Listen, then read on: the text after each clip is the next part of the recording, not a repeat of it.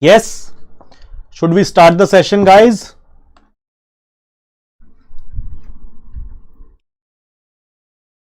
Chalo, let's start. So guys, in this particular session, we will be focusing on particularly for ISRO, but of course, it is going to be helpful for your GATE exam as well. And we will be focusing all the formulas of basic thermodynamics, and we will try to do it in next 2 hours. We will try to do it before 2 hours, but let's say maximum 2 hours. Okay? Good. Give me a thumbs up if you all are ready. Should we start the session? So in next 2 hours, just be with me. We will be dealing with all the complete formulas of basic thermodynamics, not leaving anything. We will try to cover some theory with it, but mostly our focus will be formulas. Okay. So before we start the session, quick announcements, guys. So as you already know, we have started batches for GATE 2025 and GATE 2026. If you are targeting GATE 2025 or 26, these batches are already started from November. This last month we have already started. Okay, so very soon I will be teaching thermodynamics in this. So if you have not joined and if you are targeting GATE 2025 or ESC 2025, join these batches as soon as possible. It is a very structured course.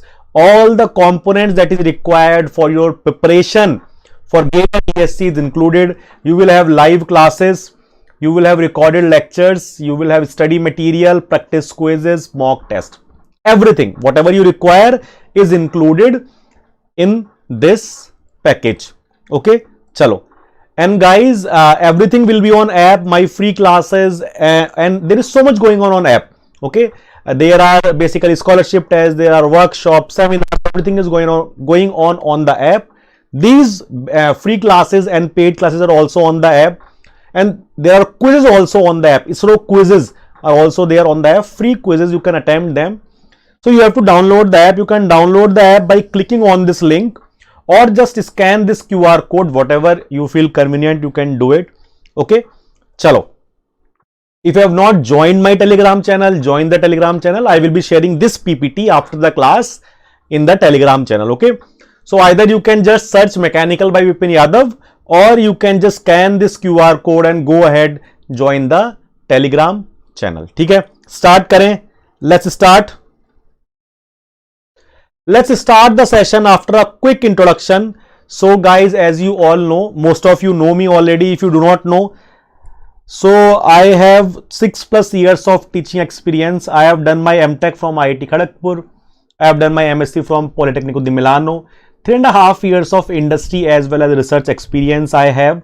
Few research publications, and my area of expertise is basic and applied thermodynamics and heat transfer. Okay. So guys, let's start the session. I want active participation of everyone in the class.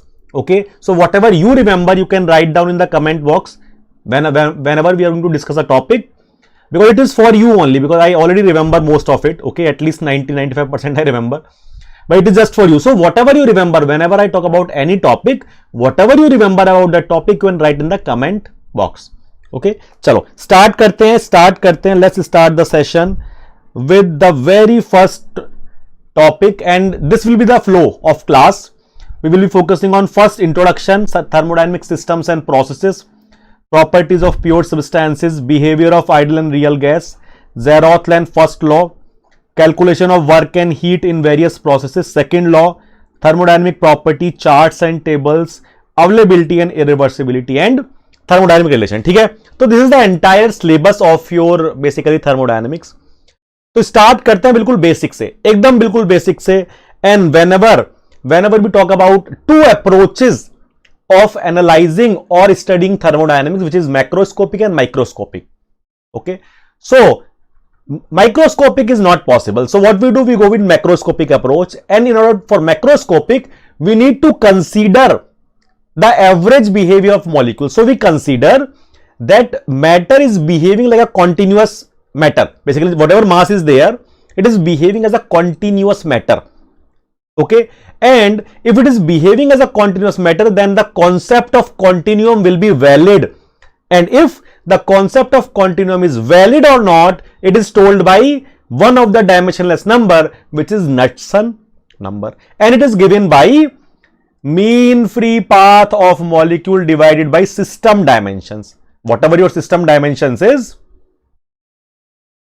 so this is your system dimension, and mean free path is basically the path taken by the molecule before it collides either another molecule or the system boundary. That is mean free path. So here mean free path should be very small, very small, and therefore Knudsen number is the degree of departure from continuum if Knudsen number is less than 0.01. So Knudsen number should be less than 0.01, then only you can say that concept of continuum is valid. Then only you can say concept of continuum is valid. Guys, if you remember the topics that we are discussing, write down in the comment box. It is just for you. You will also basically revise with me. Okay, do not just rely on my information. Whatever you remember, just because you are also in the revision phase. I am not revising, you are revising, right? So just write it down in the comment box. Whatever you remember about the topic. Okay, anything extra that I have not added, you can add. Okay, so concept of continuum is valid or not, it's told by Knudsen number. Is told by Knudsen number, and Knudsen number must be less than 0.01 to say that the continuous concept of continuum is valid. If it is greater than 0.01, then the concept of continuum is not valid. Then we go to slip flow, we go to other free molecular flow, that is different, that we study in fluid mechanics. Okay, chalo. Now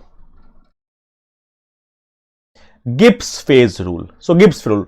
Now guys, whenever we need to define the state of system, whenever we need to fix the state of system, we need to define so many properties. We need to define pressure, volume, temperature, enthalpy, internal energy, entropy. All these needs to be determined. Yes or no? Now, each and every one of them can be determined by using a thermodynamic equation or a chart or a table, whatever it is, steam table or something. But we have equations, we have thermodynamic equation that relates one property to other properties, and we can define them. But we need at least a minimum independent intensive properties to fix a state of system. That means I need to tell you at least minimum number of properties. If I tell you that, then you can find out all the other properties by using thermodynamic equations or tables or charts. Okay, whether it is steam table, psychrometric chart, TS, PV diagram, whatever is it, you can determine that. Okay, so how many, what is the minimum independent intensive properties that you require to fix the state of system? That is given by Gibbs phase rule. That is given by Gibbs phase rule. And what does the Gibbs phase rule tells you? Ki sir, P, that is number of phases, P plus F is equals to C plus 2. P is number of phases, solid, liquid or gas. F is the minimum number of independent intensive properties that is required to fix the state of system. Required to fix the state of system. C is number of components, number of chemical components, number of chemical components. So by using this Gibbs phase rule, we can determine the number of independent intensive properties. For example, if you have a single phase, single component system, that means phase is one and component is also one. For example, H2O is there in liquid phase. H2O is there in liquid phase. So it is single component, single phase system. So you can apply P plus F is equals to C plus 2. Phase is 1, component is 1 plus 2, that means 3 minus 1, F is equals to 2. So I need to tell you at least 2 independent intensive properties. Independent intensive properties. So what should I tell you? Should I tell you pressure, volume? No, volume I cannot tell. Volume is not intensive. So I need to tell you pressure and temperature. Pressure and temperature. Okay. Now, if let us say if you have two phase, yani ki you have a mixture of liquid and gas or solid and liquid, for example, ice or water. Okay, so we have two phase is equals to 2, component is still 1, component is still 1. So what you can do, P plus F is equals to, phase is 2, okay, C plus 2, phase is 2, plus F is equals to 1 plus 2. So it is 3 minus 2, F is equals to 1. So I just need one independent intensive property. I can tell you either pressure or temperature, and you can go to saturation tables to find out all other properties. Yes? Yes or no? Yes or no? ठीक है. Next is what? 3 phase. यानी कि now phase, number of phase is 3 and component is still 1. So P plus F is equals to C plus 2, phase is 3 plus F, C component is 1 plus 2, F is equals to 3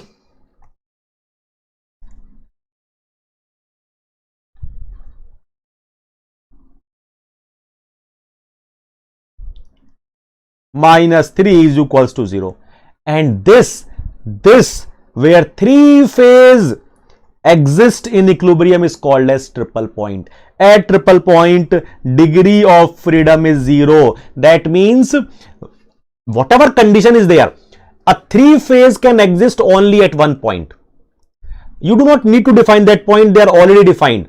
So any substance, any pure substance can exist in 3 phases in equilibrium at a single point, and that point is called as triple point. That point is called as triple point. Any substance, solid, liquid and gas, on this point it can exist and it is called as triple point. It is already fixed. You do not need to define it every time. You already know this, and you do not need to consider, what was I saying? Sir, is applied topics will be given. Is it considered, sir? In this class, applied is not considered. Applied is not considered. Just we are going to discuss basic thermodynamics topics. But applied, I will come up very soon with a complete revision. All the 3 subjects. Okay. In this particular class, only basic thermodynamic concept will be covered. Okay. Chalo. So, a substance can exist in equilibrium in 3 phases at a single point, that is triple point of water. And triple point of water you do not need to determine every time. It is already predefined. Whenever I say that the triple point of this particular substance is already fixed, I do not need any property to fix that. And that is why degree of freedom of triple point is 0. Degree of freedom of triple point is 0. Okay, good. Chalo. Now, triple point. So, triple point is a state at which solid, liquid and gas phases exist in equilibrium. On the PT diagram, triple point is a point. Just now I told you this is PT diagram, okay? This is PT diagram. Okay? This is PT diagram. On PV diagram, triple point is a line. Also on TS diagram, triple point is a line. And on UV diagram, triple point is a triangle. So, objective questions they ask many times directly based on this. Next, ideal gas equation. So, ideal gas equation is a combination of the experimental results of 3 laws. First is Boyle's law, and it says at constant temperature and number of moles, volume is inversely proportional to pressure. And Charles' law tells you at constant pressure and number of moles, volume is directly proportional to temperature. Also, Avogadro law tells you at constant pressure and temperature, volume is directly proportional to N. So, if I combine equation 1, 2 and 3, I will get PV is equals to nRT, and this R is equals to universal gas constant. This R is universal gas constant. But as a mechanical engineers, we do not use this equation much. What do we use? We use mass. We are not very familiar with number of moles, right? We are much more familiar with the mass concept, and therefore we will convert this into mass. We will divide by molecular weight, and we will get PV is equals to MRT. PV is equals to MRT. Now here M is mass and R is basically specific gas constant. So this R basically, this value is fixed, 8.314 kilojoule per kilomole Kelvin. This is fixed already. But this R value will be different. It will be different for air, it will be different for any gas. Any gas, if you take a different gas, it will be different. Okay, for air it is different, for helium it is different, for water vapor it is different, for each and every gas it is different. P plus F is equals to C plus 2. C plus 1 we do not use in thermodynamics, we use in fluid mechanics for incompressible substances. Okay, yes, we use it for incompressible substances. Okay, but we do not use that much in thermodynamics, we use it in fluid mechanics. If you study fluid mechanics, you may have seen that equation there. Yes, also we can use it at critical point, because critical point liquid is there. Okay, so wherever liquid is there, it is incompressible, we can consider that P plus F is equals to C plus 1. C plus 1, there we use it. Got it? ठीक है, चलें आगे, चलो. Now, so now ideal gas equation is PV is equals to M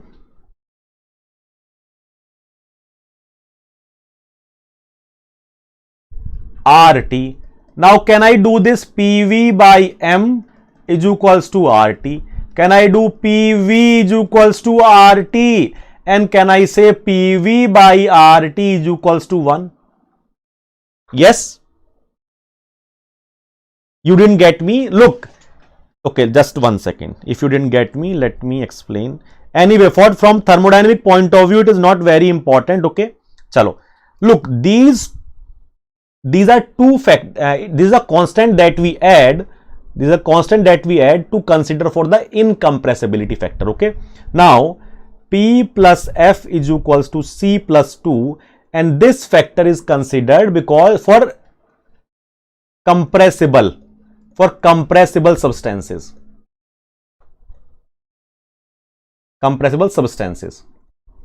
Okay, this is used for compressible substances.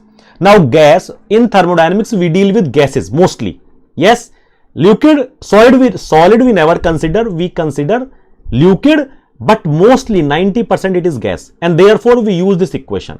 Okay, it is a very big equation, it is a very big equation, but it is a condensed form of it. That means we have made some assumptions and we have come up with this equation, and in this equation we have taken some constant values. That has reduced it to 2. Okay, but this 2 is a constant and it is added for a compressible substances. Now gas that we deal with thermodynamics is a compressible, right? But in fluid mechanics we deal with incompressible substances, which is liquid. Which is what? Liquid.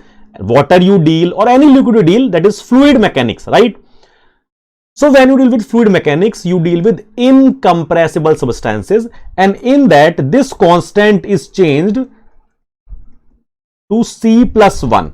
Now again, it is a constant modification that we do, because we now have less constant, because compressibility is done. Okay, so this is for incompressible substances. So this equation we mostly use in fluid mechanics, not in thermodynamics. But sometimes when you are at critical point. Now at critical point you have what? When we talk about critical point, you have liquid plus vapor that exist in equilibrium. Yes, so here liquid and vapor shows, yani ki gas and liquid show identical properties. So there also, because we have liquid, so we can consider, but just at critical point, yani ki in this region if you are there, you have to use this equation basically. But in thermodynamics, we are mostly in this region basically, in this region. Got it? Yes, how come 1 comes? That is my doubt. Yeah, I am telling what I have told you. It is a big equation. But we have condensed it. We have taken some constant, and because it is incompressible substances, so we have reduced one constant. Okay, I do not remember the complete equation that is there, and we do not even prove it in thermodynamics. But I think in fluid mechanics we do that.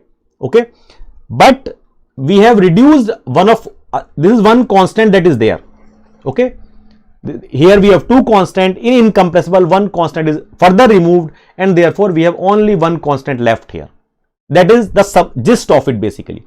Okay, but in thermodynamics we do not do that derivation anyway. Okay, just know the difference, that where you have to use this equation. Got it? Got it? Just know the applicability of it. चलें आगे.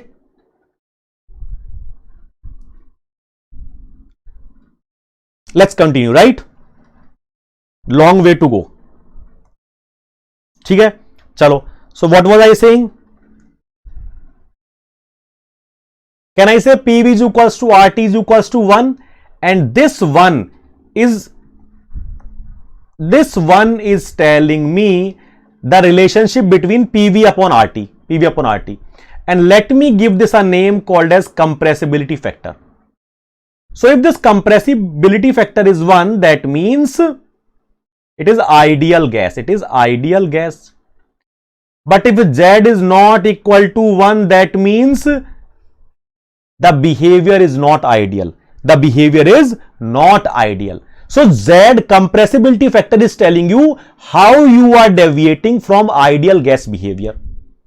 Z factor, which is compressibility factor, is telling you how, because if it is equals to 1, that means it is ideal gas. But if it is not equals to 1, that means how far, for example, if it is equals to 2, 3, so how far you are going. The farther you are going from 1, that means the farther you are going from the ideal gas behavior. Your actual gas is behaving much farther away from the ideal gas behavior. So, okay. So for ideal gas, Z is equals to 1. For real gas, value deviates from 1. Now real gases behaves as ideal gas at low pressure and high temperature. Whenever the conditions are there in which you have low pressures and high temperatures, then your actual gas behaves, because there is no ideal gas. It is an ideal gas behavior. So when your real gas behaves as an ideal gas at low pressures and high temperatures, if you increase the pressure, intermolecular forces increases. There is no free molecular flow. Okay, and therefore gases do not behave as ideal gas. Whenever intermolecular forces are higher, gases do not behave as ideal gas. Okay, so at low pressure and high temperature, real gases behave as ideal gas. Got it? Let's move ahead. Now relationship between Cp, Cv and gamma. So the very first and the most common relationships that we use are these two. Yes, 99% of the time we use these equations. Cp minus Cv is equals to R. Cp is specific heat at constant pressure. Cv is specific heat at constant volume. R is specific gas constant. Gamma is specific heat ratio. Okay, so these two relationships we use very frequently. Now we also know one thing, that Cp is always greater than Cv, and therefore gamma is always greater than 1. Also, by solving these two equations A and B, we can get Cv R upon gamma minus 1 and Cp gamma R upon gamma minus 1. It's very simple. Okay, here you can write Cp is equals to gamma Cv. You can substitute this Cp here and you will get this equation, and further then you will get this equation. Okay, very simple. ठीक है, चलो, let's move ahead.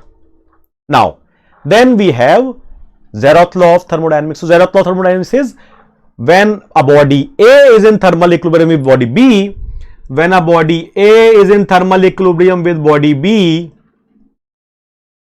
and when body C is in thermal equilibrium with body B, that means these are in thermal equilibrium, these are in thermal equilibrium, then A and C will also be in thermal equilibrium.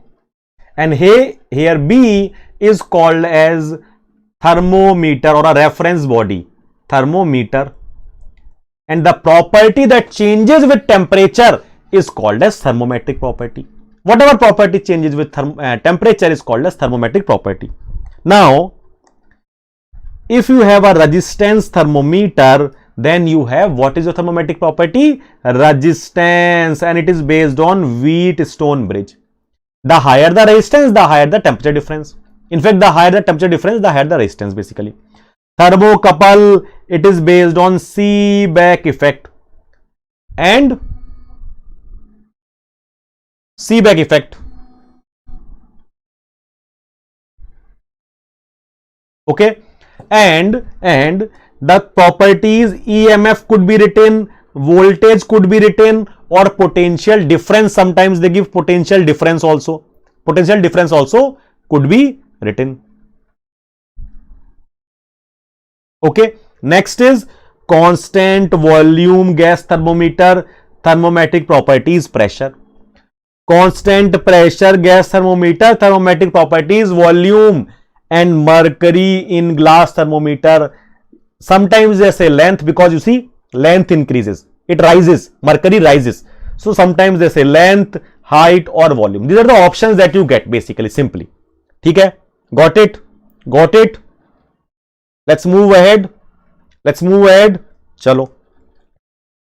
Now there were two. It is a very, I mean, if you ask about basic concept, that then in this chapter, this is one of the important topics that they ask question from. Okay. Now, so before 1954, how did you use to measure? What was the temperature measurement scale based on? So they were based on two reference point. One is ice point, one is steam point. One is ice point, one is steam point. And by using these 2 points, we have defined this formula. So what is T? T is the temperature that you need to find basically. And X is a thermometric property at this T. What is Ti? It is the ice point. And it is the thermometric property at ice point. Ts is the steam point. Ts is the steam point, and it is the thermometric property at steam point. And again, it is ice point and thermometric property at ice point. So if you know, this is already given. Ts and Ti is given to you, and Xi and X, this is already given to you. Now in questions, either they will give you X, this is given, you need to find out T, or they will give you T, you need to find out X. These type of questions they ask, if they ask. Okay. Also they can ask you to convert one thermodynamic scale to another. They convert one thermodynamic scale to another. So how do you convert that? By this formula. By simply using this formula. It is simple. Look, this is one scale, Kelvin, this is degree Celsius, Fahrenheit, and thermometric property. So if you need to convert degree Celsius to Kelvin, you can use this equation. Or if you need to convert degree Celsius to Fahrenheit, you can use these two equations. Or for any arbitrary scale ABC, you just need to do this. What? Temperature that you need to find out minus ice point of that scale, steam point of that scale minus ice point is equals to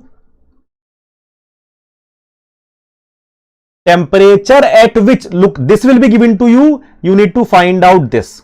Okay, minus Ti. Now some scale is given, for example degree Celsius is given, T steam degree Celsius minus T ice degree Celsius. So everything will be given to you, either you need to find this or this, simply. So any ABC scale will be given to you, a new scale is there, its ice point is this, steam point is this. Calculate what will be the temperature when degree Celsius scale is 25 degrees Celsius. So these things will be given to you, you can find it out. Okay, chalo. Now Now there were some issues with calculating or determining ice point and steam point properly. There were some errors that we were facing, and that's why we came up with a new method after 1954, and that is based on a single reference point, that is triple point of water. That is triple point of water. And the formula that we use is this one. It is triple point of water. This is the thermometric property or the pressure, you can say. For constant volume, you can say it is pressure, but it could be any thermometric property. And it is the pressure that will be given to you. You need to find out temperature. And this is triple point pressure. Now you already know this, This will be given to you. You have to find out this. And here also 1 Kelvin is internationally accepted as 1 by 273.16 of triple point of water. Triple point of water. ठीक है, यहां तक clear है? चलें आगे.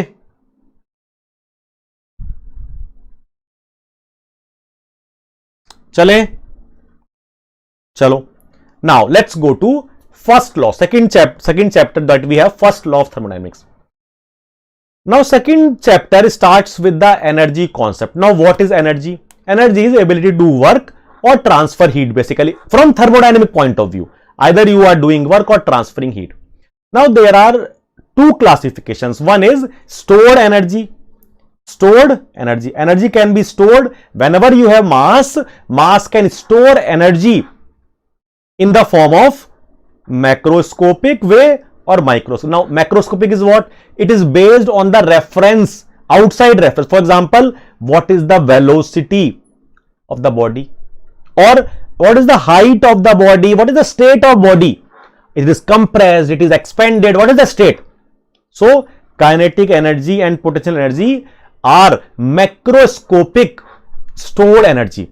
It is the energy that is stored by the mass. If I take some mass and take it to a height, its energy will increase. Why? Because I have to give some energy to it to take it there. Or if I push some body, its kinetic energy increases, then it will have some more kinetic energy. So it is the energy that is stored by the mass. Whenever mass is there, it is going to store energy in the form of kinetic and potential, and also internal energy and chemical energy. But in thermodynamics, we consider there is no chemical reaction, so we do not consider it. We do not consider it. So majorly stored energy, if I say energy stored is equals to kinetic energy plus potential energy plus internal energy. Okay. So if you have a mass, it can store energy in three ways in thermodynamics, not overall, because we have other types of energy as well. We have magnetic energy, we have electrical energy as well. But in normal thermodynamics, which we talk about, it can store energy in two ways: kinetic, potential, and internal energy. Now, this is stored energy. How can energy be transit? Energy can be transferred. Okay. So when we talk about transfer, that means it must cross the boundary. By transfer means what? Energy in transit.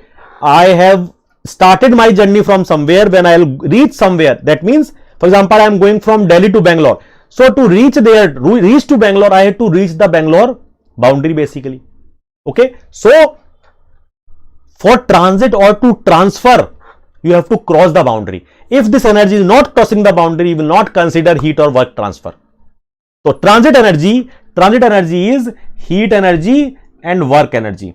That means if this is the system, and it has some mass, this mass will have this energy stored. Now you can give some more energy to it, but this energy will come from outside and it must cross the boundary. Now it can be in terms of heat or it can be in terms of work. So as long as you are crossing the boundary, you can consider this energy. If you are not crossing the boundary, then you cannot consider this energy. You cannot consider this energy. Okay. So total energy is what? Stored energy plus transit energy. Stored energy is macro or micro. Macro is that depends on external reference. Micro is that depends on internal body, basically internal mass. Okay. And transit is basically when it is crossing the boundary. Okay. Now, first law of thermodynamics for a closed system. First law of thermodynamics for a closed system. So what is first law? Energy in is equals to energy out. Energy in is equals to energy out. That is your first law of thermodynamics. Yes or no? Energy in is equals to energy out. So let us consider a system. Let us consider a system, and let us consider I am giving heat Q, and some energy is going out as work. Now, because of this energy in and energy out, there will be some change in the energy of the system. There will be some change in the energy of the system. So, plus energy storage. Plus energy storage. Okay. Now, let us say I am giving Q and work is going out. So, there will be some change, and change will be du plus change in kinetic energy plus change in potential energy.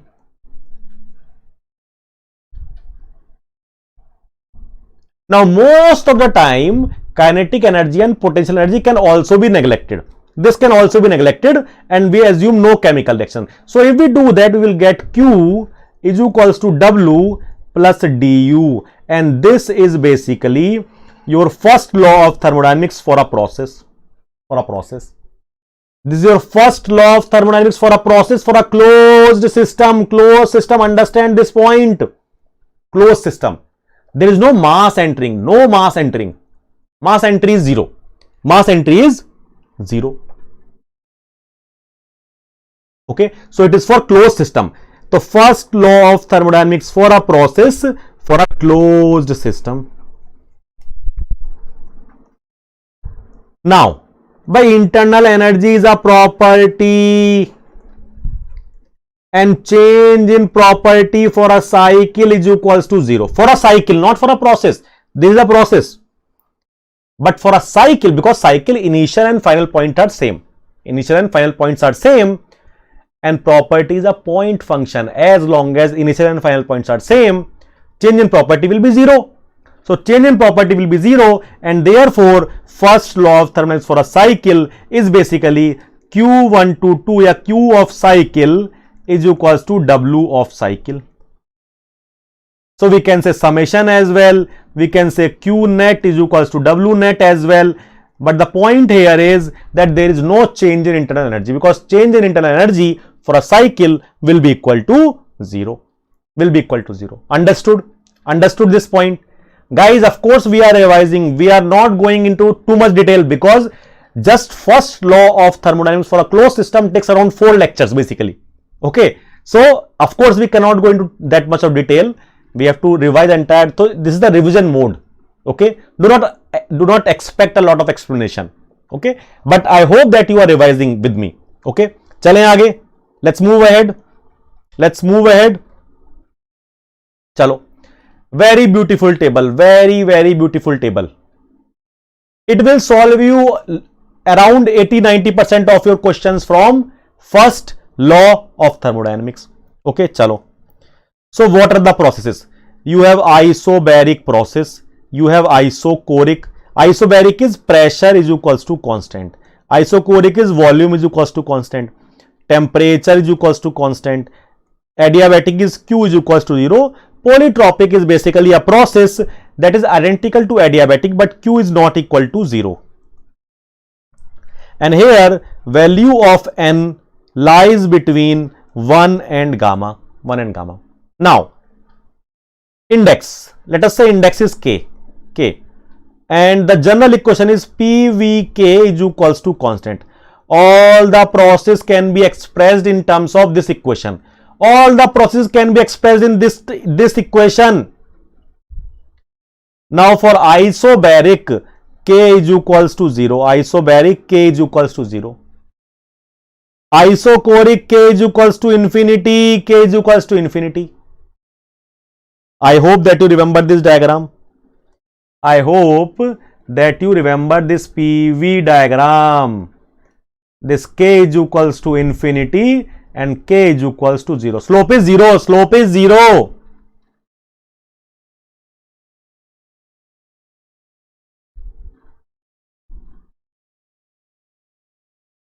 got it. Chalo, now here K is equals to one simple equation is PV is equals to constant. So K is equals to 1. Here K is equals to gamma, PV K, PV gamma is equals to constant. So K is equals to gamma. Here K is equals to N, PV N is equals to constant. Now, how do you calculate heat transfer? How do you calculate heat transfer? First, let's talk about work transfer. Now, what is the general equation? General equation is integral PdV, integral PdV. Now, when pressure is constant, so work is PV2 minus V1. Now, when volume is constant, so dV is equals to 0, so work is equals to 0. For isothermal, we have P1 V1 ln V2 by V1. And we can also write mRT1 ln V2 by V1 as well. For adiabatic, we have P1 V1 minus P2 V2 gamma minus 1. For polytropic, we just change gamma and N here, gamma and N here. Now let's talk about heat transfer. Heat transfer. So what is heat transfer? What is heat transfer? Heat transfer is here by d q is equals to dh. dq is equals to dh, and it is mcp t2 minus t1. mcp t2 minus t1. Why? Because delta u plus pdv, which is delta h. Delta h is what? du plus pdv.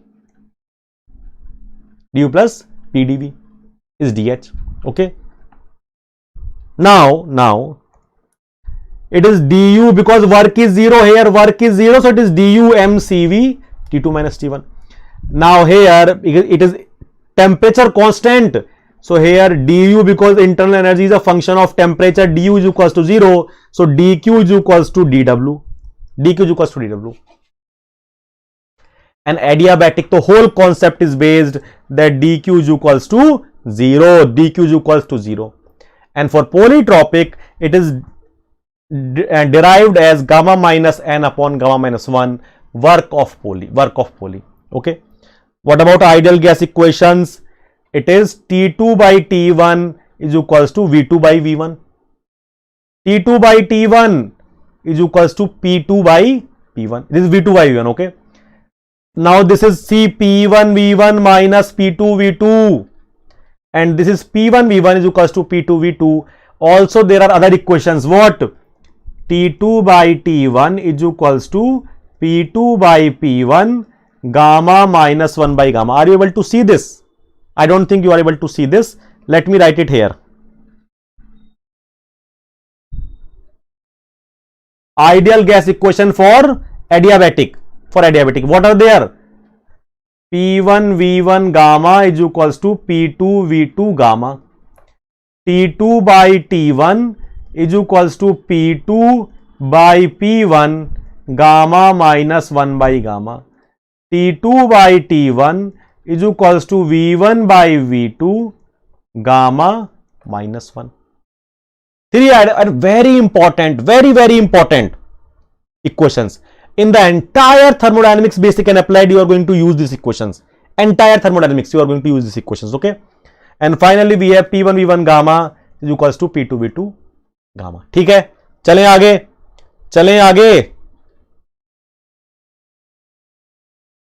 चलो, let's. So guys, very soon we are coming, next I think in 3-4 days we are coming with, from 4th of December, we are coming with GATE practice crash course. So we will be solving practice questions, GATE practice crash course. Okay.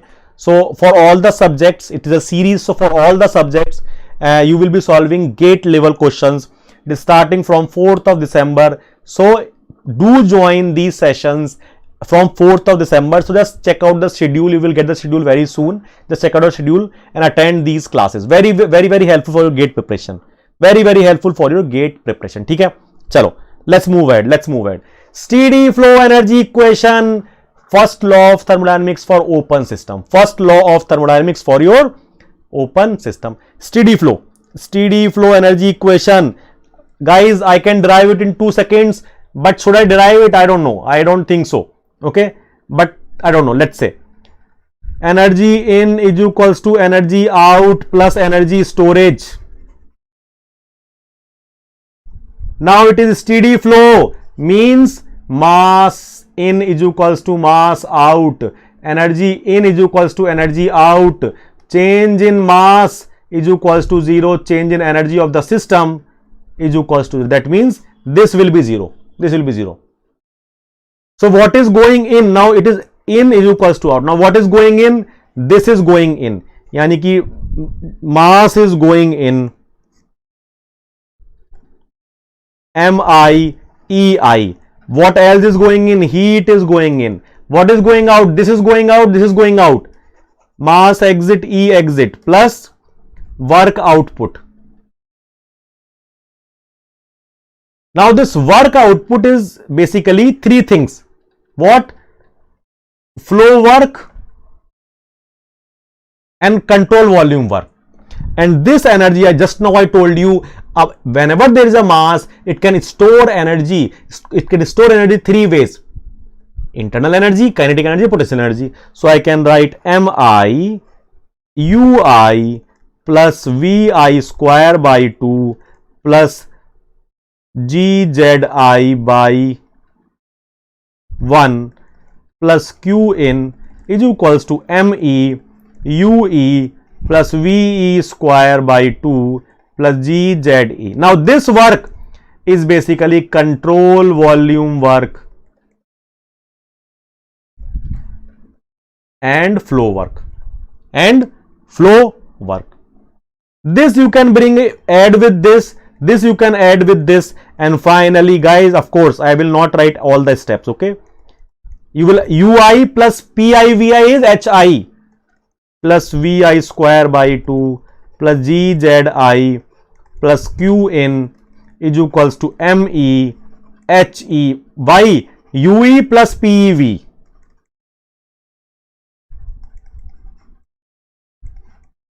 plus control volume work. Now this equation is in joule. If you want in kilojoule, then you need to divide it by 2000 and 1000. Very beautiful derivation we have done by deriving all the units of each and every term. And what do we find? That you need to divide it by 1000. Velocity and potential energy, you need to divide it by 1000 simply. Got it? Now its applications. So this is my steady flow energy equation, and if I neglect kinetic energy and potential energy, so this is gone out, and we only talk about single inlet and exit stream. Okay, single, and also steady flow, it is same. Mass in is equals to, so when you neglect this, you will get mass in H in plus Q in is equals to mass exit H exit plus work of control volume. So can I say Q in is equals to MEHE minus MIHI plus work of control volume. Now it is steady flow, means Mi is equals to Me, that is M H exit minus H inlet plus work of control volume Q in. So Q in is equals to M DH plus work of control volume. I can also write DH plus work of control volume, and this is my first law of thermodynamics for an open system, steady flow energy equation. Now we can also determine work open is equals to minus ds minus vdp, and it is valid for all the reversible processes.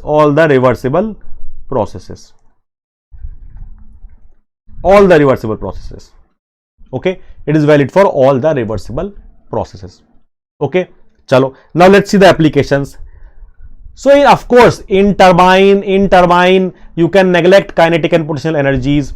In turbine, kinetic energy is equals to potential energy is equals to 0, and isentropic means Q is equals to 0. You will get this equation.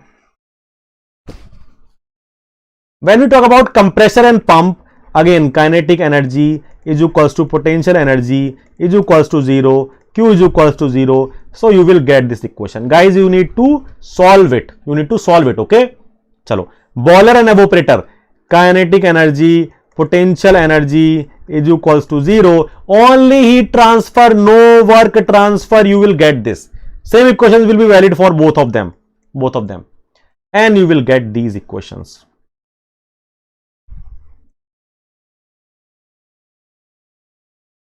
Okay. Next is nozzle.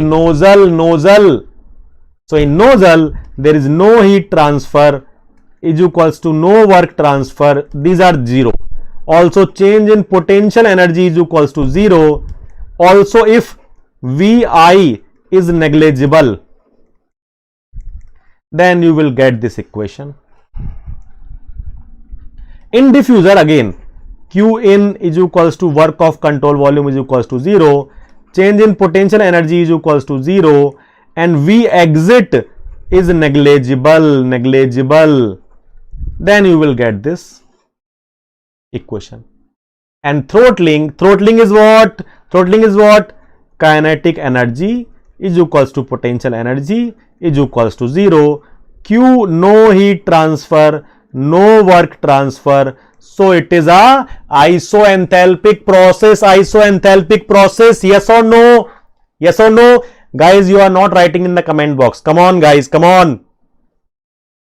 Looks like I am revising for myself. It feels like that. Come on. You have to be with me, okay? You have to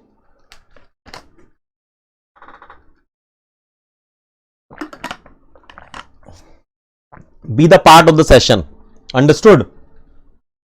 चलें आगे.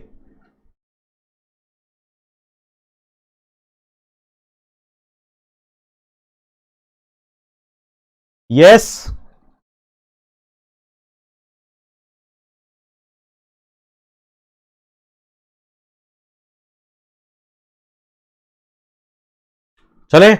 चलो. Next is unsteady state open system. It is also called as uniform flow. It is also because when you talk about in the space, okay, your mass flow rate or energy flow rate is changing with respect to time, but with respect to space it is not changing. With respect to space it is not changing. It is also called as uniform flow. And what is this equation? Is equals to Q in. It is the heat entering into the system. Now this portion is the energy entering with this mass. So this is EI. This is energy exiting, E exit. So when mass is going out, this energy is going out. Control volume work. If this is a device that is doing some work, then control volume work. Now what is this? It is the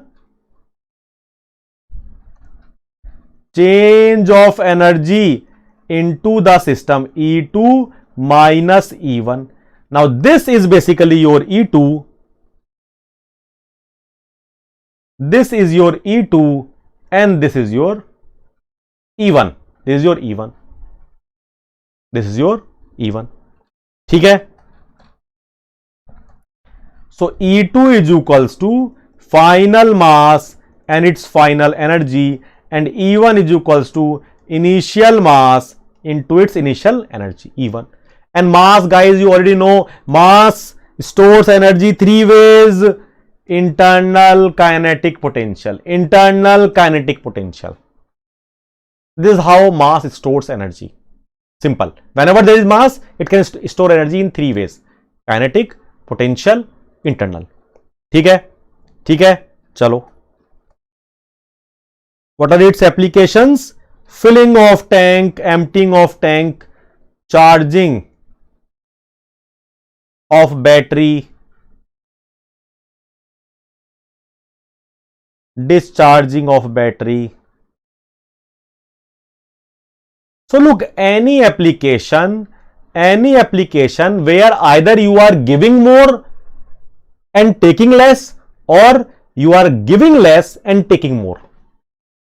So in battery, what do? When power is on, so we are giving more electrical energy to charge that battery, but we are taking less energy. But when power is gone, so we are giving very less energy to charge it, but we take a lot of energy to discharge it. Similarly, filling of tank. When you are filling tank, so you give it more, but you take very less. Sometimes you do not take it at all. But when you empty it, you try to take out more. Yes or no? Yes or no? Chalo. So these are its application of unsteady flow energy equation. Unsteady flow energy equation. Now let's come to the third chapter, which is second law of thermodynamics. Second law of thermodynamics, third chapter, and it starts with the very first statement of Kelvin-Planck's statement. Now what is Kelvin-Planck telling you?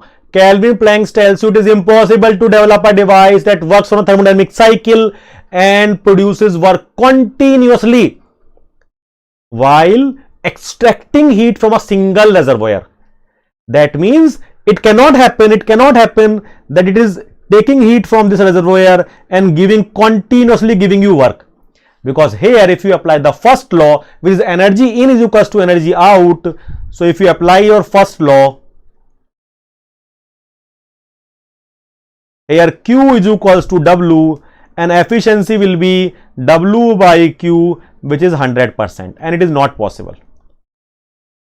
Because we have realized in reality, all the heat that is there will never be converted to work. In reality, we have observed in our engines, in our bikes, in our cars, in power plants, everywhere, whenever heat is converted to work, we have seen that temperature increases. When temperature increases, heat transfer, heat losses happens to surrounding.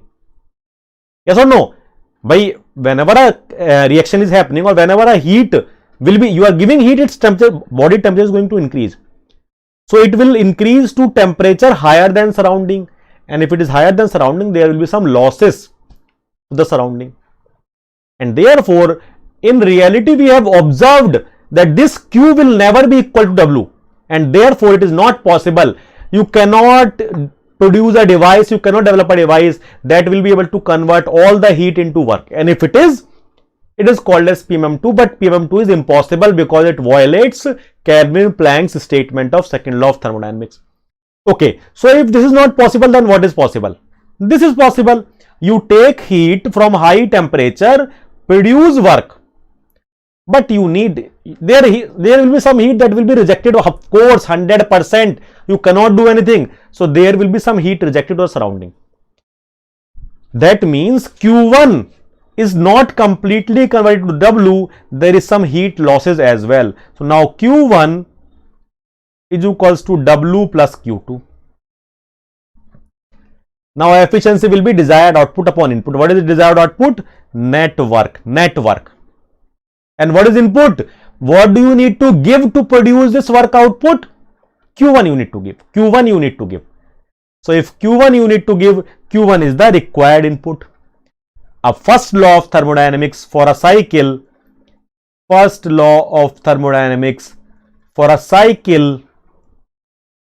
is telling me, sir, Q net is equals to W net. So I can write Q net here, which is Q1 minus Q2 is equals to W net. So I can substitute it here and I will find this equation. This is my efficiency. Clear?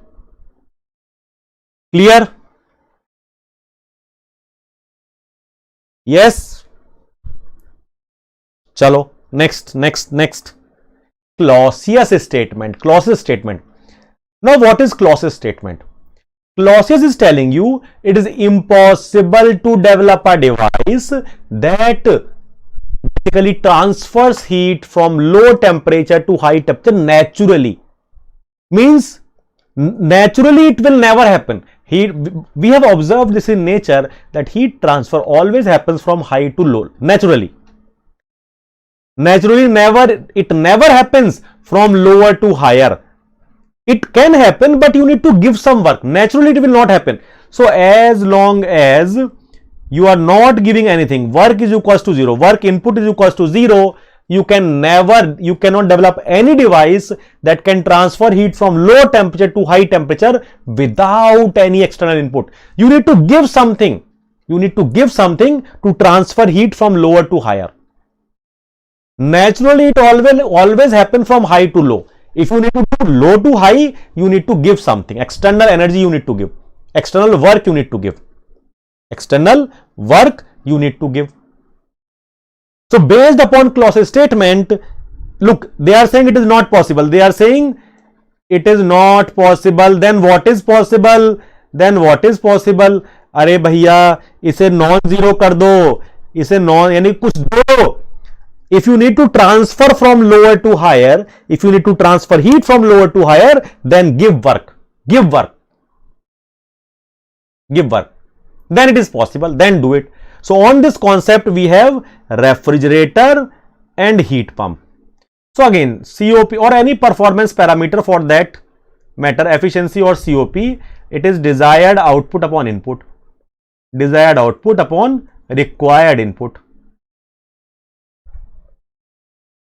Now see. The purpose of refrigerator, the whole purpose of refrigerator is to maintain this lower temperature. You see, the purpose of refrigerator is to maintain the lower temperature. Now I don't care what you do. What I care is you remove this heat. But if I am a refrigerator, my purpose is to maintain T lower.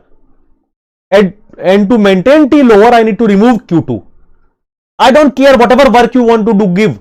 Whatever Q1 is there, I don't care. But I care if you remove Q2. I need to remove Q2 in any way. So my desired output is to remove Q2. So if I am a refrigerator, my desired output is to remove Q2.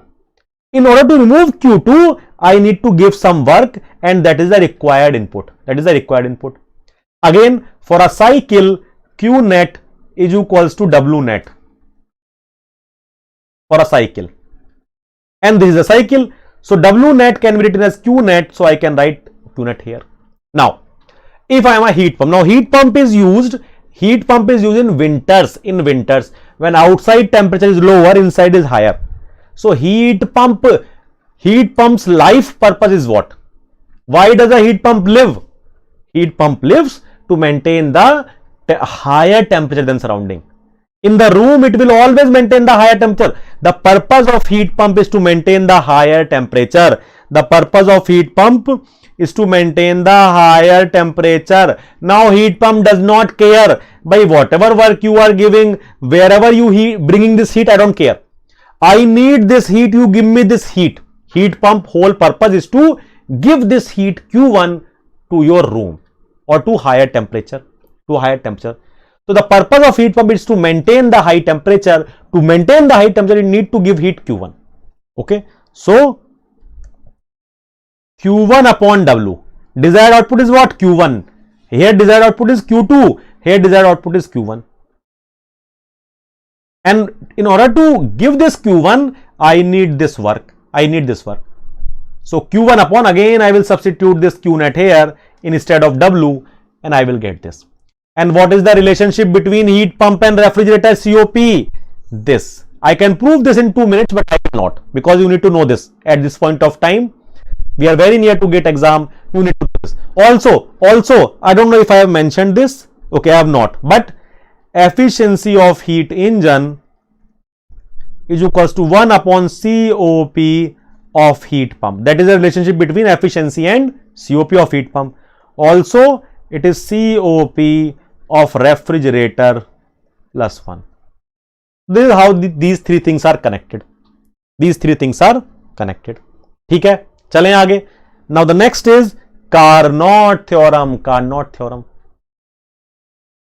Now what is Carnot theorem? It tells you, it tells you as long as these two temperatures are fixed.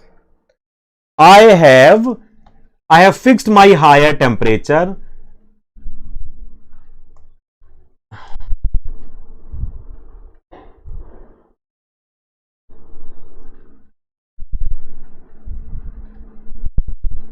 just 1 second. Okay. अरे यार. Okay. I have fixed my higher temperature. I have fixed my lower temperature. Now, if I have reversible heat engine, now I can use any number of actual heat engines.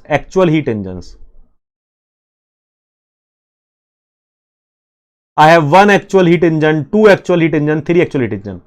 So as long as higher and lower temperatures are fixed, the efficiency of reversible heat engine will be the highest. No actual engine can give efficiency more than reversible. Reversible efficiency will be highest if the temperature is same for any number of engines. Also, reversible heat engine efficiency does not depend on the working fluid. So if I have more reversible heat engines here, they are all reversibles. Okay, 1, 2, 3. So if the temperature limits are fixed and you are using 100 reversible heat engines, all of their efficiencies will be same. So there are two things here. First, for a fixed temperature limits, the efficiency of reversible heat engine will be highest. Second, for a fixed temperature limits, if there are n number of reversible engines, all of their efficiency will be same. Okay, and therefore the efficiency of the reversible heat engine is independent of the nature or amount of working substance undergoing the cycle. It is only a function of temperature. It does not depend on the working fluid. The amount of working fluid, the type of working fluid, the property of working fluid does not depend. Only temperature limits. What temperature limits? T higher and T lower. And for a reversible cycle, we have found out that this can be proved. So by using this, I can convert my efficiency for a reversible efficiency. So this formula can only be used for a reversible heat engine or Carnot heat engine. I cannot use this for an actual heat engine, because here I have used this assumption that for a reversible engine. I cannot use this for a irreversible engine or my actual engine. Okay, actual engine I cannot use. Similarly, COP of refrigerator is this, and I can convert into this, and this is basically maximum COP. It can only be used for Carnot or maximum or ideal. These words need to be mentioned, then only you will use this formula.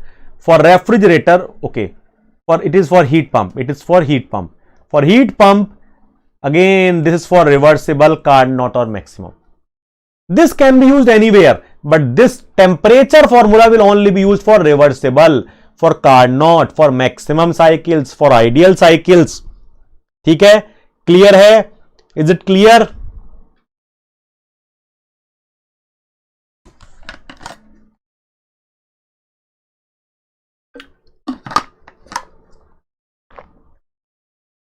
Yes.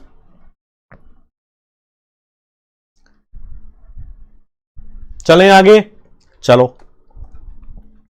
Clausius theorem. Now the Clausius integral of dq by t of a reversible cycle is equal to 0. So Clausius inequality tells you two things. Okay, Clausius theorem tells you that dq by t, if I have this some term dq by t, then if I see the cyclic integral for reversible cycles, it is equals to 0. And what do I know? That cyclic integral of a property is 0. That means this thing is a property. And I have given the name entropy to it. We have given this the name of entropy. Now Clausius inequality. It says for a cycle, cyclic integral of dq by 2 is always less than equal to 0. So many questions they ask every year. For a cycle, cyclic integral of dq by t, cyclic integral of dq by t is always less than equal to 0. If it is equals to 0, it is a reversible cycle. If it is less than 0, it is a irreversible but possible cycle. And if it is greater than 0, then it is impossible. It cannot happen. It cannot happen. Not possible. Okay. But for a process they have given that ds is greater than dq by t. ds is greater than dq by t. So if you have a reversible process, then it is equal to dq by t. But if it is an irreversible process, this is basically greater than dq by t irreversible. So if this is my left hand side.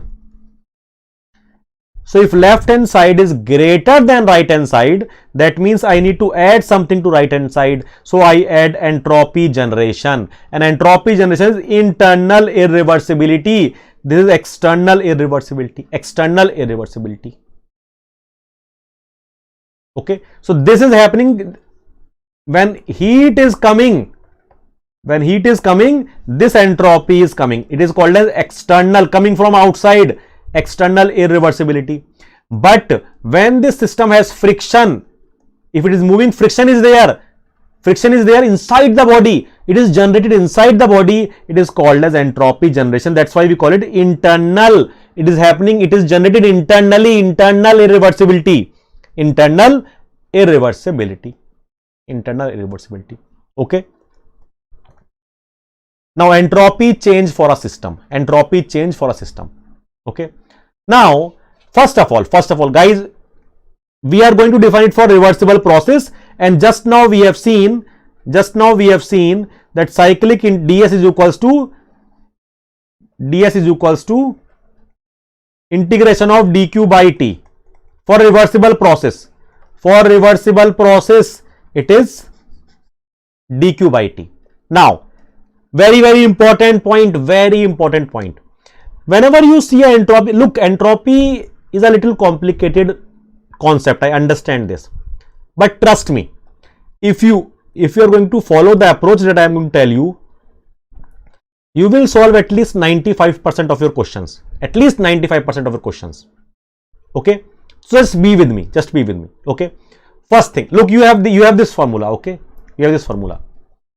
First of all, you have to see in the question that is it a isothermal heat transfer or non-isothermal. For example, this is my body, and when it is transferring heat, whether it is rejecting heat or whether it is absorbing heat. So this heat transfer, whenever it is happening, is it temperature changing or not?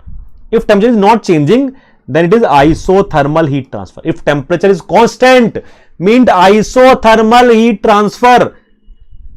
So, for example, thermal reservoir. So, if you have a thermal reservoir, it can transfer any amount of heat, its temperature does not change. It can absorb any amount of heat, its temperature does not change. So, thermal reservoir kind of body if you have, then it is isothermal heat transfer. Then you need to use simple this formula Q by T naught. Q by T naught. Now, it can be surrounding also. Because surrounding, you give any amount of heat to surrounding, its temperature is not going to change. You absorb any amount of heat from surrounding, its temperature is not going to change. Also, one example is phase change. During phase change, if it absorbs heat, for example, water is absorbing heat and converting to vapor, the phase change is happening, but its temperature is not changing. So, it is isothermal heat transfer for phase change. Okay. So, whenever phase change is happening, then also you can use this formula Q by T naught. Q by T naught. Yes or no? Yes or no? Guys, if you understand this concept I am telling you, you have to know how to read the question. And the points that I am telling you, if you will identify these points in the question, then I can guarantee you 95% entropy questions will be solved. Okay. So first thing, you see, is the temperature changing when the body is rejecting heat or not? Is the temperature changing? If it is not changing, then it is isothermal heat transfer. You can use this formula. Now, let us say temperature is changing. Let us say temperature is changing. That means non-isothermal. So if temperature is not changing, then you can use that formula. But here temperature is changing. For example, any body, it is transferring heat and its temperature is changing. So now dt is not equal to 0. Temperature has changed. Temperature is not constant. So now you have to see two things. First, is it solid or liquid or gas? You have to see two things. First of all, you have to identify, is it non-isothermal? ठीक है. If it is non-isothermal, good, no problem. Then you have to see, is it solid or liquid or gas? You have to identify in the question, is water given or air is given? If it is water given, then you apply this formula, mc ln T2 by T1. After integrating this, by I have write dH by T.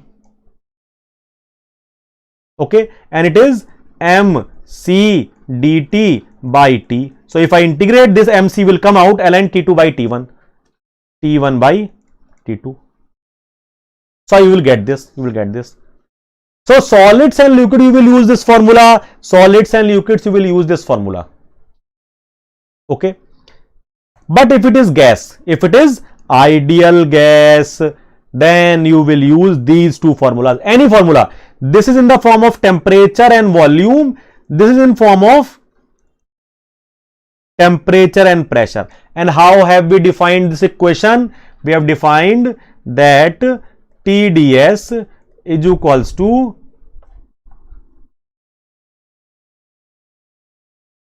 we have used dq is equals to du plus pdv, first law of thermodynamics for closed system, and dH minus pdv. These two equations we have used, we have substituted this in this equation, in this Q, and we have integrated this and we have found out these two equations.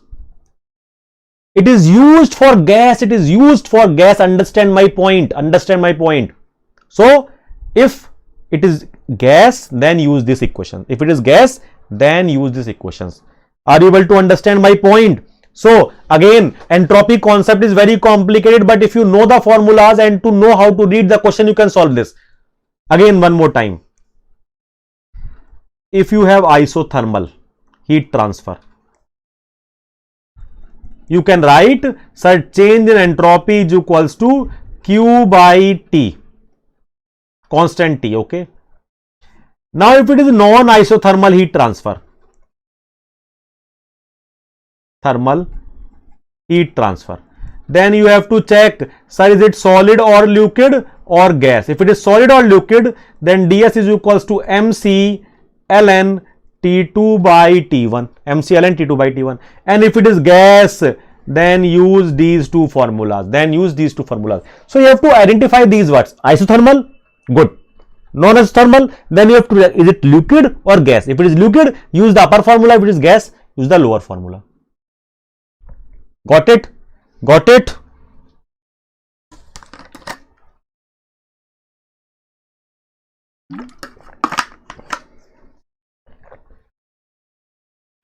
Chalo, next, increase in entropy principle. So what does this system tells you? What does this principle tells you? It tells you entropy of the universe always increases.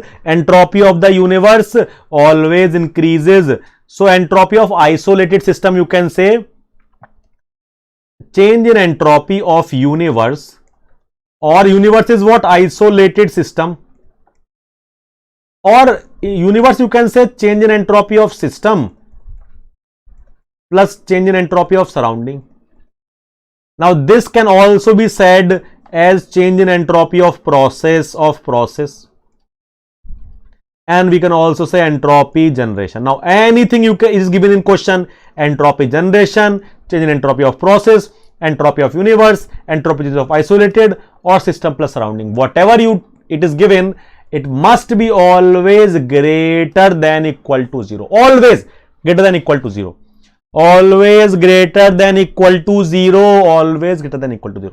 and that is the whole truth. Entropy of the universe is always increasing. Whatever you are doing, even if I am moving my hand, I am speaking, you are listening, you are writing, whatever we are doing, we are changing the entropy of the system, and the entropy of the system is increasing, okay.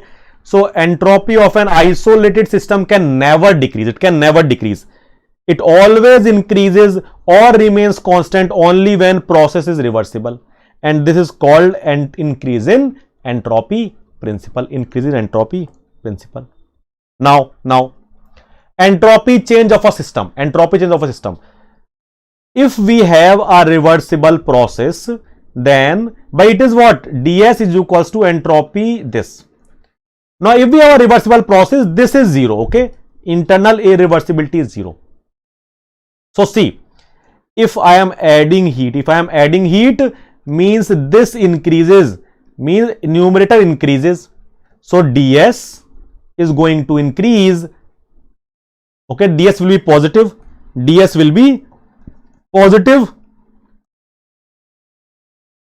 and that means entropy S2 will be greater than S1, means entropy increases, for a system or surrounding, okay. Now when heat is rejected, so if this dq is reducing, that means ds will be negative, that means S2 will be less than S1, means entropy decreases, But if there is no heat transfer, that means dq is equals to 0, that means ds is equals to 0, that means S2 is equals to S1, that means entropy remains constant, and when entropy remains constant, we say it is an isentropic process. So entropy change for a reversible adiabatic process is 0. For this reversible adiabatic, entropy change is 0, and therefore this process can be termed as isentropic process, and that's why we call reversible adiabatic process as isentropic process.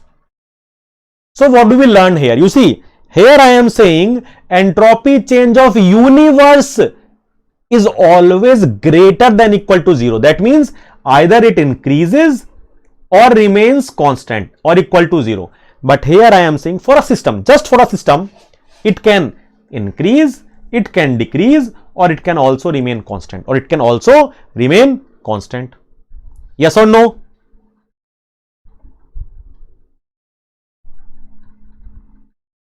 And for a reversible process, next is irreversible process, So here I have both the terms, and this term is always positive. This is always positive. Just now I have told you entropy generation is either greater than equal to 0, always. So for irreversible, it is greater than 0, positive. Okay. Now irreversible adiabatic means dq is 0. So if dq is 0, adiabatic means dq is 0. So if dq is 0, ds is equals to entropy generation, means ds is equals to positive, means S2 is greater than S1, means entropy increases. Okay. Now if you are adding heat, that means dq is positive. So this is positive, means ds is equals to positive, means S2 is greater than S1, means entropy increases. Here also increases, What about when heat is rejected? When heat is rejected, then this will be negative, and this will be positive. This is always positive. Now there can be three cases here. First case, by ds is equals to, look, this is negative. So if that means because of this entropy is decreasing, because of this entropy is increasing. So let us say this decrease is less, but increase is more. If increase is more, that means ds will be positive. That means entropy increases. Yes. Now second case, this decrease is more, increase is less. If decrease is more, that means it will be negative, that means entropy decreases. And the third case will be decrease and increase will be same. So in this case, ds is equals to 0, means entropy remains constant, and therefore this process, yani ki irreversible heat rejection, in this case will be called as isentropic, and that's why we say that reversible adiabatic process is isentropic process, but the reverse is not true. Why? Because when we talk about isentropic process, then there are two conditions. First, it can be reversible adiabatic, or it can be irreversible heat rejection as well. So reversible adiabatic will always be isentropic, but isentropic will not always be reversible adiabatic. It can be irreversible heat rejection as well. Clear? Is it clear, guys? Is it clear? Now let's move on to the next topic, which is available energy in a cycle.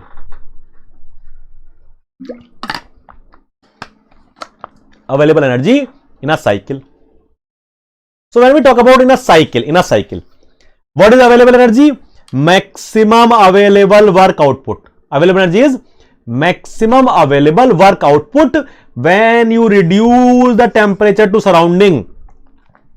That means lower temperature must be surrounding. It is the maximum temperature, maximum work output that can be obtained when your system comes in equilibrium with the surrounding.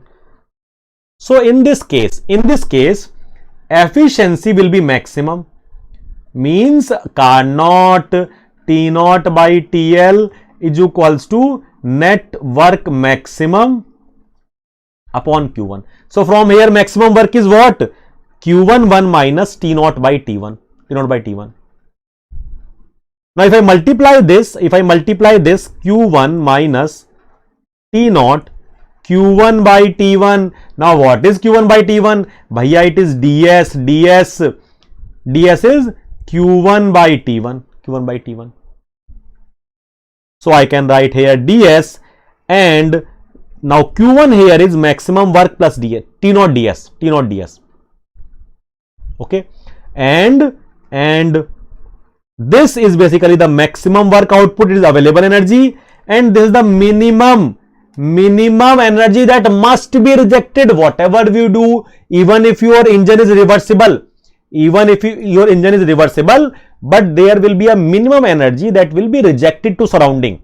You cannot do anything. There will be a minimum energy that will be rejected to surrounding, and that is called as unavailable energy. So in a cycle, available energy is what? This is your available energy. Got it? Available energy in a closed system.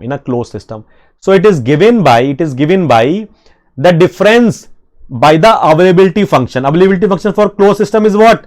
Psi 1 minus psi 2, and psi here is U minus T naught S plus P naught V. So available energy in a closed system can never be greater than this.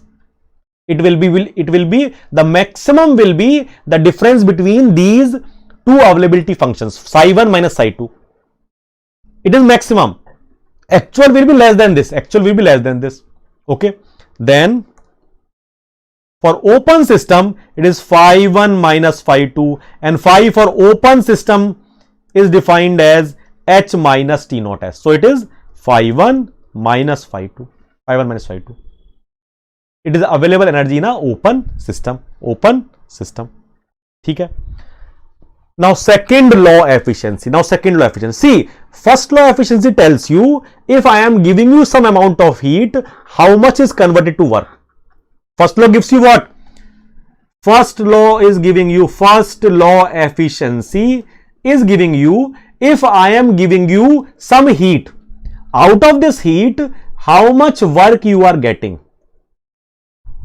But second law compares your efficiency with the maximum efficiency. It is your actual efficiency, yes or no? Or real efficiency? Second law efficiency compares your actual efficiency with the maximum efficiency. That's the maximum you can get. Okay. So here it is W actual by Q1 upon W maximum by Q1. Q1 will cancel. It is given by this. So it is the second law efficiency is the comparison of system's actual efficiency with the maximum possible efficiency. And it basically tells you how efficient your engine is. It is used to compare two engines. Okay. So I have a reversible engine or maximum efficiency engine or Carnot engine, and I will compare two engines with this reference engine, and then I will tell you, okay, this first engine is more efficient than this. First engine is more efficient than the second one. I need to compare. If I have 2 or 3 engines, I need to compare with some reference, right? So reference is your ideal engine, Carnot engine. And then when I calculate the performance of these 3 engines, then I will tell, okay, this one, first one is more efficient. Otherwise, I don't know which one is more efficient. So to compare between different engines, we compare their efficiencies, individual efficiencies with the maximum efficiency, and this efficiency is called as second law efficiency or Carnot efficiency.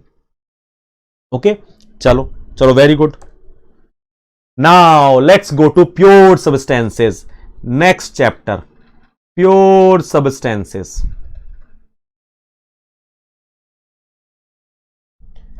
So in pure substances, we have 2 or 3 main concepts. First of all, calculation of enthalpy, entropy, and specific volume. So let us say if you are in subcooled region, yani ki here, and you need to find out enthalpy. Now they will give you this enthalpy. They will give you HF. They will give you Hg. Now let us say you have to find out this point. So what will you do? If you have to find out H1, you have to find out H1.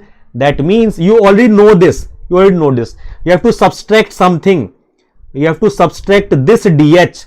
So HF minus DH. You have to subtract this DH to go to 1. And this DH is basically CPL T saturation minus T1. And this is how you can calculate your enthalpy in subcooled region. Now let us say you are at this point. So you need to find out this enthalpy 2. You already know HF and Hg. Okay, HF and Hg. That means if you know HF, you have to add something. So let's add this DH. Now what is this DH? This DH is Hg minus HF. This DH is Hg minus HF. But what is this giving me, bhaiya? This is giving me the entire thing. I do not want entire thing. I only want this thing.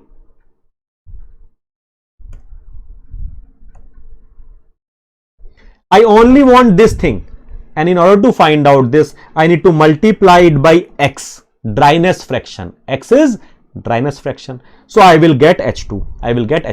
Yani ki I will get enthalpy till this point. And if you are in superheated region, let's say you are here and you already know Hg, so you need to add something to it, to reach S3, right? To reach here you need to add something. So to add something, it is DH. Okay, and this DH is CPV T3 minus T saturation. Of course, we have derived this. Now I am not going to derive it. We all know this. Okay. So all the derivations are not possible in these kind of revision classes, because we need to cover everything. Because pure substances, I take 2 lectures complete. So I cannot cover everything here. Okay. In 4 to 5 hours, we cover everything. Chalo. Next. Calculation of entropy. Now again, you are here, you know this SF, you know SG, SF you know, SG you know. Okay. Now let us say your point is here, 1 point, subcooled region 1 point. So you need to find out this S1. You need to find out this S1, but you already know SF. You only need this much. So that means SF you know, you need to subtract something. You need to subtract this ds. You need to subtract this ds to go to S1, and this ds is given by this term dq by t, and you need to integrate it with respect to t. Okay, ds is equals to dq by t dh by t, and this is when you integrate this, it is m cpl ln t final minus t initial. That's what I have written here. Mass I have not taken because it is specific entropy. Okay, now if you are at point 2, so S2 I need to find out. So that means SF is this point. So SF I need to add something. So I will add ds. But ds will give me the entire thing, and I don't know entire. So I will multiply it by dryness fraction. So you will get this. And finally, superheated region I want S3. So SG I know, I need to add something to it. SG I know, I need to add something, so I will add this. I will add this. Got it? How to calculate enthalpy and entropy? ठीक है? Now for reversible adiabatic process by ideal gas, I have already told you these are 3 equations. P1 V1 gamma is equals to P2 V2 gamma. So this is the relationship between pressure and volume.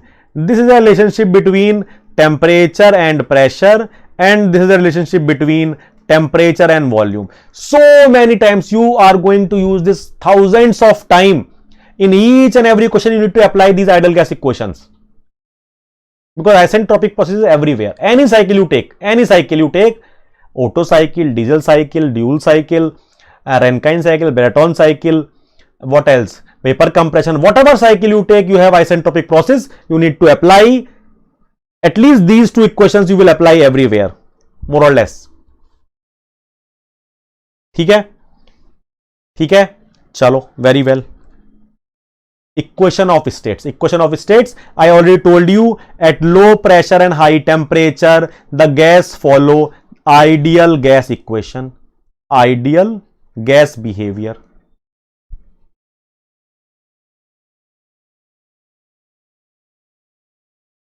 But when pressure increases, molecules come nearby, intermolecular force increases, free molecular flow decreases, and therefore real gas deviates from ideal gas. When pressure increases, because intermolecular force is increasing, so it is not behaving as ideal gas. So your Z value is going to deviate from 1. It is going to deviate from 1. And then we are going to use our equation of states. One of the equation is van der Waals equation. So we need to modify, you see, we need to modify RPV is equals to RT. I need to modify this equation. This is for ideal gas. But in real gas, there are 2 phenomena that are happening. What? Intermolecular force is coming, and also volume of the individual molecules is coming equal to the volume of your system. So these 2 parameters must be accommodated. So therefore A accounts for the existence of mutual attraction between the molecule, which is basically intermolecular force. So this A parameter is taking care of intermolecular forces, or entirely we can say force of cohesion, and B is taking care of the volume of the molecules, because they are also increasing. So we have basically added some constant to take care of the deviation that was happening from the ideal gas, and we have come up with the van der Waals equation. Okay, chalo. And finally, final chapter, Maxwell equation. Now to be very frank, even I don't remember this, but because you have to give exam, so you need to remember this. Okay, so these are this first equation, P del P by del V is equals to del S by del V at constant volume and temperature. This is your equation to change in volume by change in temperature at constant pressure is equals to minus change in entropy by change in pressure at constant temperature. This is your equation 3 and this is your equation 4. Now you write it down 10 times, 15 times unless you do not remember it. There is a derivation that we do, but of course we are not going to do it here. Okay. Then we have two TDS relationships. First TDS, second TDS. This is TDS is equals to CV dt plus this, and TDS is equals to CP dt minus this. So they will ask you, very rarely they ask any questions from this, but still you need to know this because you need to know everything. You cannot take the risk. I can take the risk of forgetting, you cannot take the risk. Okay, chalo. Very well guys, so very good. As I was expecting, we have finished the entire formula revision of basic thermodynamics in 1 hour 40 minutes. 1 hour 40 minutes. So pat yourself. Although you have not done much work, I have done all the work. Okay, but because you were here, you were the part of session, so I hope that that this session is going to help you revise your entire thermodynamics. Okay, of course you need to give much more time than this. You need to write down the concept, you need to revise it in a much elaborative way, but this will give you an outline of the entire thermodynamics. At least you get the flow of the entire thermodynamics. Yes or no? Yes or no? Chalo, very well guys, and congratulations to Vineet and Varun. They have secured AIR 1 and AIR 9 in ESE 2023, and many other selections are also there. A lot of selections are there, but these guys basically, you know, they deserve a praise. Okay, so basically congratulations to these guys. Okay, and all the best for you because you're also preparing for GATE and ESE next year. And if you want our help, then you can go to app. There are so many sessions that are going on 6th of December. We have a complete roadmap to be a topper in GATE 2025 session. Also 3rd of December, that is I think tomorrow, we have a complete scholarship test. If you want to join GATE and ESC vision batches for 2025 and 26, you can go on for this scholarship test. Up to 90% of scholarship you can get. Okay, chalo, very well guys. Also for your GATE 2024 mock test is online. You can attempt these mock tests. Also you see guys, there are quizzes. You can, for ISRO especially, we have uploaded free quizzes. For ISRO we have uploaded free quizzes, so go and attempt these quizzes. Download the app. Below this session you will get a link. I told you already, below this session you will get a link.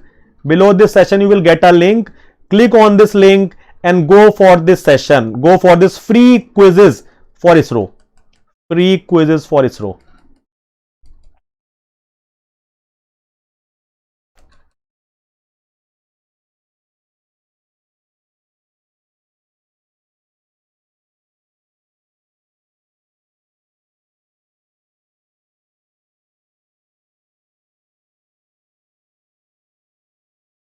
Okay, so here you can find out this. Here you can find out this link. Click on this link, register yourself. You can attempt free quizzes for ISRO. Okay, chalo, go ahead guys. Thank you so much for being. I hope that this session helped you revise your entire thermodynamics. I will see you very soon in one of the next sessions. Thank you so much. Bye bye.